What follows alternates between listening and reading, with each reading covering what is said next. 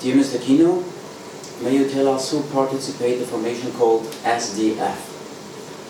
Well, the SDF, the Syrian Democratic Forces, is an Assyrian military group that is formed of the different components of the Syrian people.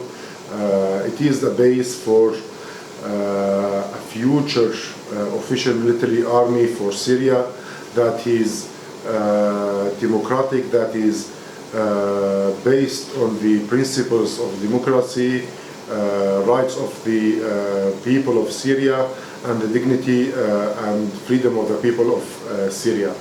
The Syrian Democratic Forces is composed of different ethnic groups, including the Kurds, the Arabs, also there is the Syriacs, Armenians in small parts, Turkmen, Chechens, and others. For that, it represents all the different components of the Syrian people and the population of Syria.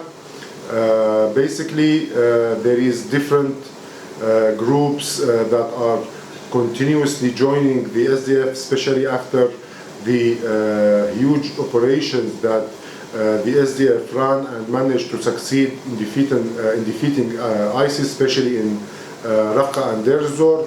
And that made a huge portion of Arab fighters join the SDF and take part within its ranks, including commands and etc. So can you point a little bit more out the role of the different ethnic groups inside of this formation and who is dominating this formation?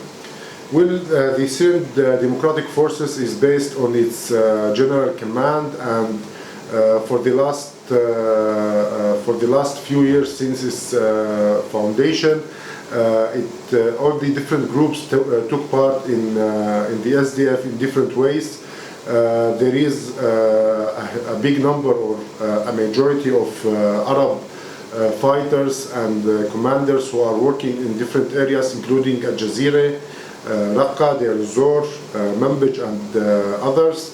There is big part or important part of Kurdish fighters and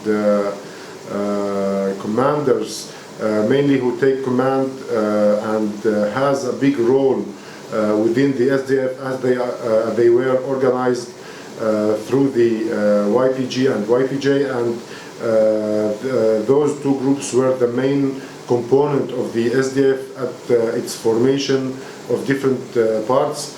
The Syriac people are represented through the Syriac Military Council, and they take several commanding positions in Al Jazeera mainly, and they have participated in all the military operations against ISIS since the foundation of the SDF. The Turkmen are basically focused in the area around Manbij, Afrin, and Kobani, and there is all the different other groups, including the Armenians, the Chechens, who participate in several military groups within the SDF ranks, especially in Jazeera.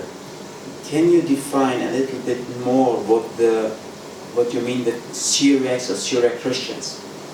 Well, the Syriacs or the Syriac Christians are an ethnic group who lives or who are the original people of Syria, and they are part of the community of North and East Syria and participate in the administration or the democratic self-administration of North and East Syria.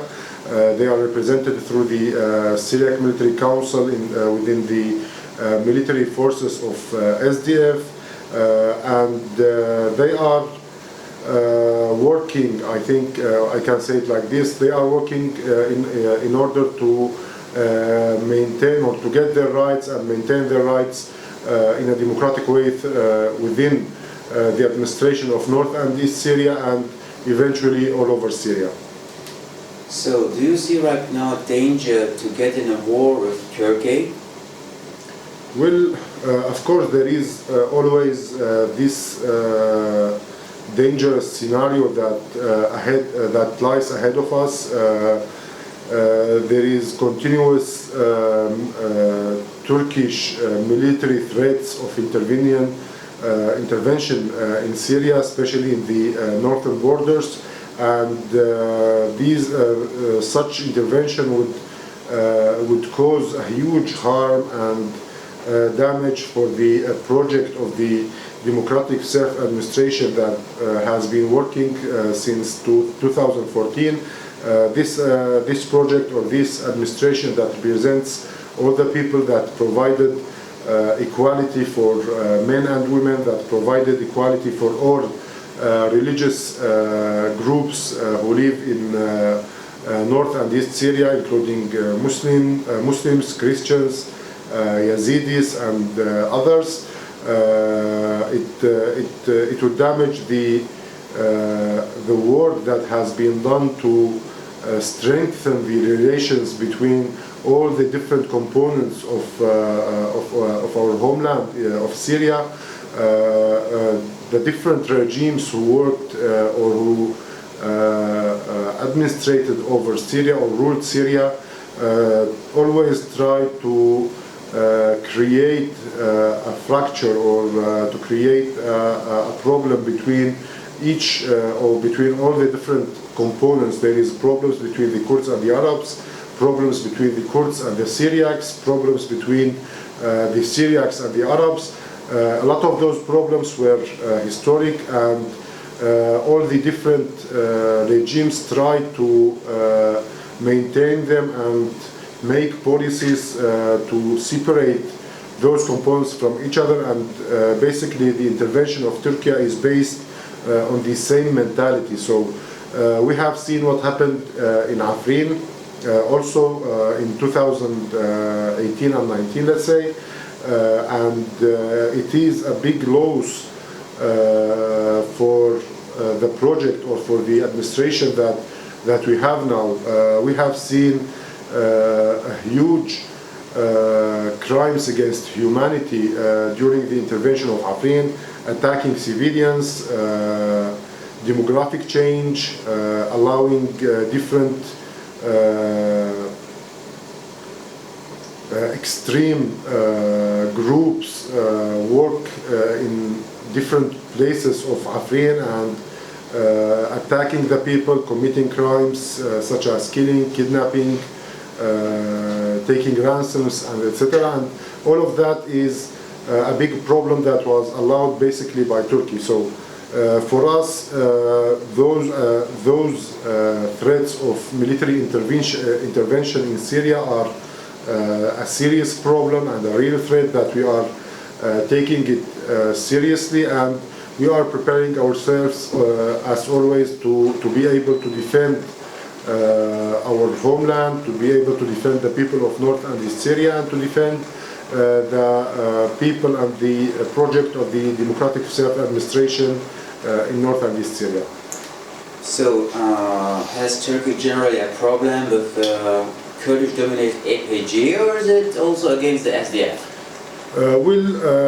Basically, the Turkish threats are made to look like against the YPG and the YPJ, but eventually it is against all SDF, because YPG and YPG, they are part of SDF, and those threats of different areas, including Manbij, Kobani, Tel Abyad, Al Jazeera, and others, it applies for all the SDF. Basically, there is the only official military force in North and East Syria is the SDF. So those threats are against the SDF in general, who basically managed to succeed in defeating Daesh and ISIS, and managed to successfully liberate thousands and thousands of kilometers from the threat of ISIS, and eliminate it completely, and allow the people to live freely and be able to secure those areas, and allow the people to rebuild their homes, their towns, their villages, and get back to their normal lives. So representatives of Arabs blaming the YPG or the Kurds for ethnic cleaning. Is it true? No, we have talked several times regarding this matter. Such claims or such accusations mainly are made by groups who are linked to Turkey and who are politically affiliated to Turkey or other Syrian opposition and regime groups. So how is it going to happen, such crimes, if the majority of the fighters and the commanders within the SDF is mainly Arabs? The people who managed or participated in the liberation of the, if I can say it, like the Arabic populated areas where their own people, their own families, their own sons and daughters. So how such crimes could happen in every operation that the SDF did, starting from Al-Hol, going through Shaddadi, Manbij, Raqqa and Deir ez-Zor. The people of that area, they were the main force to participating in the liberation of their areas, and they continue to work. How is it going to happen if the SDF is directly allowing, or normally directly allowing, the population to go back to their villages, to their homes, and get back to their lives? Of course, in exception for some cases where there were huge damage and huge threats to the people's lives, including the mines, the remnants of war, and others that needed to be cleared before allowing the people to get back to their towns, to their villages, and to their cities. So Sunni Arab fighters fought Daesh, for example, in Raqqa, correct? That is correct. Final question. What is the solution with Turkey right now? Well, basically there is two scenarios that we are looking for and that we are working on. The first one is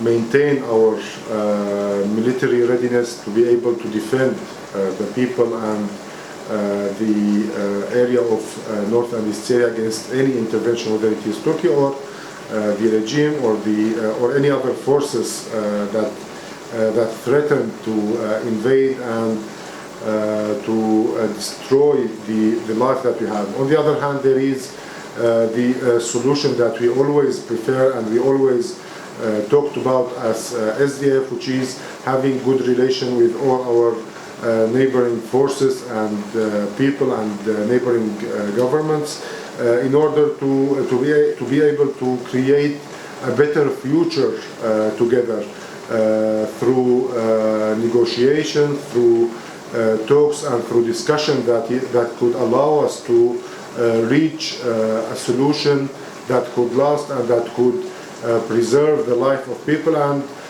be able to support security and stability in the whole area. And I think currently that is what we are trying to work on with the international coalition, with the support of the United States of America government and personnel who are located in Syria or who are part of the international coalition in general. Of course, that comes with the support of international coalition, also through the joint work that we are trying to do by supporting our forces, by providing necessary forces, especially the border protection forces, who are taking their or doing their work in securing the borders of North and East Syria, all of the borders, not only against Turkey, but all the borders of North and East Syria. And do you think Turkey has the will to find a solution? Well, I think it depends on the political situation and agenda that they have. We think that it is in their best interest to find a political solution for the problem that they have against the administration of North and East Syria, and it is something reachable, and I think it is something that is going to benefit both parties, and it will, as I said, secure the people and provide the necessary security and stability for the area in general, and I think it would eventually also participate in reaching a solution for the situation of Syria in general and the crisis of Syria in general. Can you imagine that one day, for example, NATO troops will be here to take care for this peace? And can you imagine that in German representatives of the so-called Bundeswehr of the German strike forces could be here one day? I think a lot of forces are represented here through the international coalition, and I think we are looking forward to have more communication and more contact and joint work with other groups also. Of course, for Germany, which is a main force in Europe and in the world, and I think they can take a bigger part in the security and the stability of the area of North and East Syria. They already take part with the coalition and took part with the coalition to